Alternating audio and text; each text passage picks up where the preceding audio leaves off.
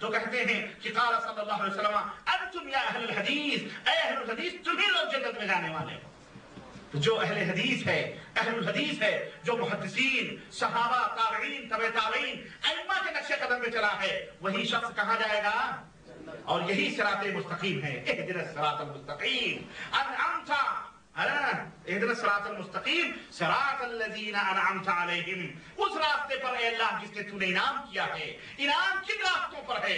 صدیقین، ابو بکر صدیق جس راہ پہ جا رہے ہیں، سچے جو لوگ ہیں، جو صالحین ہیں، شہداء ہیں، انبیاء ہیں، جن راہوں پر جن کا ایمان و عقیدہ نبیوں جیسا، جن کا عمل نبیوں کے طریقے پر، اور جو تابعین، تبع تابعین، سلف کے نقش قدم پر ہیں، وہی لوگوں انہی لوگوں کے اوپر انعام کیا ہے۔ اور اے دنیا کے لوگوں، اگر تمہارا ایمان و عقیدہ ابو بکر، عمر، فاروق اور تابعین، تبع تابعین کی طرح ہوگا، انشاءاللہ تمہارا حشر بھی قیامت کے دن انہی کے ساتھ ہوگا انشاءاللہ تبارک تعالیٰ۔ تو میرے عزیزو، یہ تمام سب چیزیں، اب ایک چیز میں آپ کو اور بتا دوں کہ یہ جو بدعتی ہیں، کچھ ائمہ نے، علماء نے، صحابہ، تابعین نے ان کی نشانیاں بتلائی ہیں۔ چنانچہ حضرت امام احمد بن سنان کہتے ہیں کہ لیس فی الدنیا مبتدع الا وهو یبغض اہل الحدیث، کہ دنیا کے اندر سب سے زیادہ جو بغض اور حسد رکھتے ہیں، کوئی بھی بدعتی دنیا میں ایسا نہیں ہے مگر یہ کہ وہ اہل الحدیث سے بغض اور حسد رکھتا ہے۔ تو جو بھی اہل الحدیث سے بغض رکھے، اہل حدیث سے کینہ اور حسد رکھے، وہ بدعتی ہے۔ وہ کون ہے؟ ہاں، وہ بدعتی ہے، اس کی یہ پہچان ہے کہ یہ بدعتی ہے۔ اگر وہ اہل حدیثوں سے کینہ کپٹ رکھتا ہے تو اس کی یہ پہچان ہے کہ وہ بدعتی ہے۔ اسی طرح سے حضرت امام احمد بن حنبل کہتے ہیں کہ اہل حدیث کو جو برا کہے وہ زندیق ہے، زندیق ہے۔ کہتے ہیں اس آدمی نے پوچھا، جس نے کہا کہ اہل حدیث کے بارے میں کہا انہم قوم سوء، یہ لوگ برے لوگ ہیں۔ قال احمد بن حنبل ھذا زندیق، یہ جو اہل حدیث کو برا کہہ رہا ہے یہ زندیق ہے۔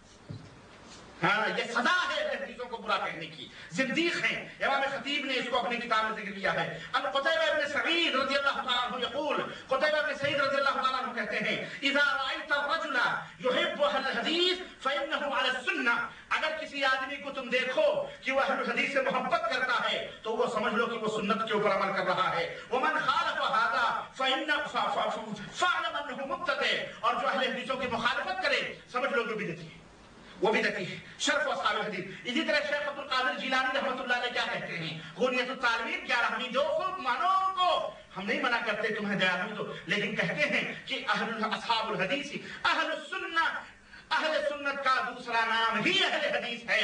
اور جو لوگ ان سے دشمنی کرتے ہیں، ان کو گالیاں دیتے ہیں، ان کو برے برے نام دیتے ہیں، وہ پرلے درجے کے بدعتی لوگ ہیں۔ بدعتیوں کی پہچان بتلائی۔ تو میرے عزیزو، اس طرح سے حضرات کرام، یہ ہے اہل حدیث کا منہج، یہ ہے اہل حدیث کی تاریخ، اور یہ ہے ان کی حقیقت۔ فیصلہ آپ کے اوپر میں چھوڑتا ہوں، میں کوئی فیصلہ، میں دعوت ضرور دوں گا کہ اے دنیا کے لوگوں، کتاب و سنت کو اپنا دستور، اپنا منہج بنا لو۔ دنیا تمہیں ڈائریکٹ کہے گی اہل حدیث ہے، تم اپنے آپ کو مت کہو میں اہل حدیث ہوں، چلو بس رہتن چھپا لو۔ لیکن جس دن تم رب کے قرآن کے اوپر کامل ہو جاؤ گے اور محمد رسول اللہ صلی اللہ علیہ وسلم کی صحیح احادیث کو اپنا لو گے، اللہ کی قسم تم انکار کرتے رہو لیکن اپنی اپنی بستیوں میں تمہیں کہہ دیا جائے گا یہ اہل حدیث ہو چکا ہے۔ واللہ بتلا رہا ہوں، واللہ بتلا رہا ہوں، یہی علامت ہے، یہی پہچان ہے تمہارے حق ہونے کی۔ رہا معاملہ اہل حدیثوں کی خدمات کا، ان کے جہود کا، میں زیادہ تفصیلات میں نہیں جانا چاہتا۔ میں بالکل، میرے پاس 5 منٹ زائد ہو رہے ہیں، میں 5 منٹ میں اپنی بات ختم، 2 منٹ میں اپنی بات ختم کروں گا۔ تو میں اتنا ضرور بتلاؤں گا کہ ان کی خدمات کا سب سے بڑا اندازہ آپ لگائیں۔ آج جو توحید و سنت کی خوشبوئیں نظر آ رہی ہیں، آج جو یہ مملکت سعودیہ عربیہ کے اندر امن و سکون کا جو تمہیں گہوارہ نظر آ رہا ہے، اور امن و سکون کی سعودیہ عربیہ کے اندر گلشن گلشن باغ کھلے ہوئے ہیں، اسی توحید و سنت کی برکت ہے۔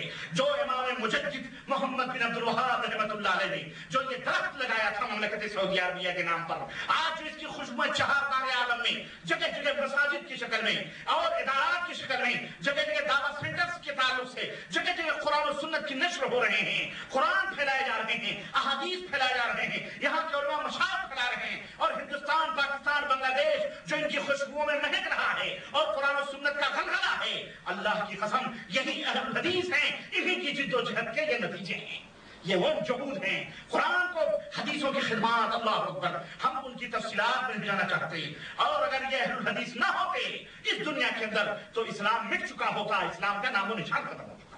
یہ ہماری برکتیں اہل الحدیث کے جہود اور ورنہ مقلدوں نے وہ رنگ دکھائے ہیں ہندوستان کے اندر کہ ہم ایک حوالہ دے کے آگے بڑھائیں۔ خواجہ نظام الدین دہلوی، جو ان کے نام اولیاء نظام الدین اولیاء کہا جاتا ہے ان کو، وہ گانے بجانے کے بڑے رسیات تھے۔ انہوں نے کہا گانے بجانے کا ثبوت میں قرآن سے اور حدیث سے دوں گا۔ دلی کے اندر عدالت بجی، حنفی مقلدین جو تھے قاضی مقرر تھے، خواجہ نظام الدین نے جب حدیث کی بات کی تو میں بتاؤں آپ کو، وہاں کے قاضی نے کہا تو مرد مقلدی، آپ مقلد ہیں، حنفی ہیں، آپ حدیث کو معرض مناظرہ میں کیوں پیش کر رہے ہیں؟ آپ تو اپنے امام کا قول بیان کرو، حدیث نہ بیان کرو، کیا بیان کرو؟ اور سنو ایک بات میں آپ کو بتاؤں، خواجہ نظام الدین دہلوی اولیاء جن کو کہا جاتا ہے، صوفی آدمی تھے، یہ زندگی بھر رفع دین کرتے تھے، حنفی تھے لیکن رفع دین کرتے تھے، کہتے تھے یہ حدیث سے ثابت نہیں کرتا ہوں۔ اور سنو یہ بھی بتاؤں میں تم کو، یہ وہ حقیقتیں ہیں جن کو چھپایا گیا ہے کہ جب نظام الدین اولیاء نے کبھی کسی کے پیچھے نماز نہیں پڑھی، ہمیشہ وہ امامت کی، ہمیشہ انہوں نے امامت کی۔ کیوں؟ وہ کہتے تھے کہ ہمیں حدیث سے معلوم ہوا ہے کہ بغیر سورہ فاتحہ کے نماز نہیں ہوتی ہے۔ اب چونکہ تھے حنفی ٹائپ کے آدمی بھی تھے، ہاں کسی کو تکلیف ہی نہیں پہنچانا چاہتے تھے، اس لیے وہ ہمیشہ امامت کرتے تھے۔ کہتے تھے کہ میں اس لیے امامت کرتا ہوں تاکہ میری سورہ فاتحہ سلامت رہے، دنیا جائے، پڑھو نہ پڑھو ہماری تو اپنی سلامت۔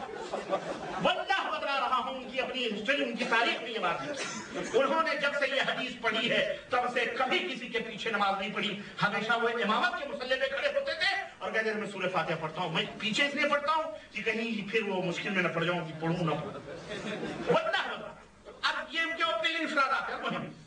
میرے عزیزوں، آج کتابی شکل میں بخاری سے لے کر جتنی بھی حدیث جہاں بھی دوسری صورتوں میں موجود، اللہ کا شکر ہے یہ اسی طائف منصورہ اور اسی جماعت اہل حدیث کی شناخت اور پہچان ہے، یہ ان کے خدمات کے نتیجے ہیں۔ اس اہل حدیث جماعت کے علاوہ آج دنیا میں جتنی بھی جماعتیں ہیں سب کو دیکھ لو، پرکھ لو، سب میں نسل، وطن، قوم، شخصیت پرستیاں ان کا دخل ہے، کسی نہ کسی امتی کی طرف سارے منسوب ہیں، سارے کسی نہ کسی امتی کی طرف منسوب ہے۔ قادیانی کس کی طرف منسوب ہے؟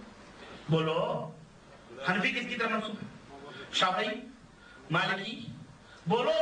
شخص ہے نا پیچھے پیچھے، ان کے پیچھے پیچھے امتی ہیں کہ نہیں ہیں؟ انہیں کی طرف اپنی نسبت ہے، لیکن اہل الحدیث کو یہ امتیاز حاصل ہے کہ دنیا میں ایک ہی شخصیت ہے حضرت محمد رسول اللہ صلی اللہ علیہ وسلم کی، وہ اپنی نسبت اس کی طرف کرتے بس۔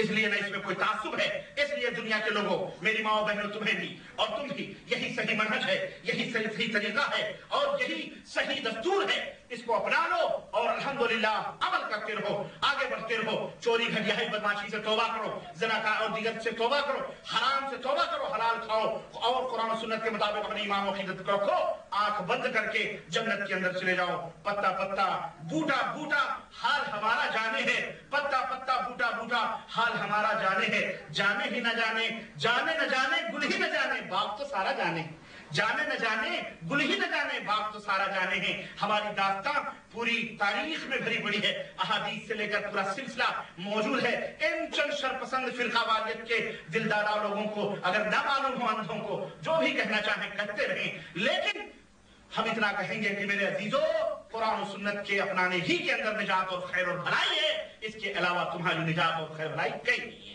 یہی ہماری دعوت ہے، یہی ہمارا پیغام ہے، یہی ہمارا منہج ہے، یہی ہمارا دستور ہے۔ اللہ ہم سب کو نیک عمل کرنے کی توفیق عطا فرمائے اور ہم سب کو قرآن و سنت پہ چلائے، آمین یا رب العالمین۔ وصلی اللہ علی نبینا محمد وعلی آلہ وصحبہ اجمعین، والسلام علیکم ورحمۃ اللہ وبرکاتہ۔ کسی کے نام کا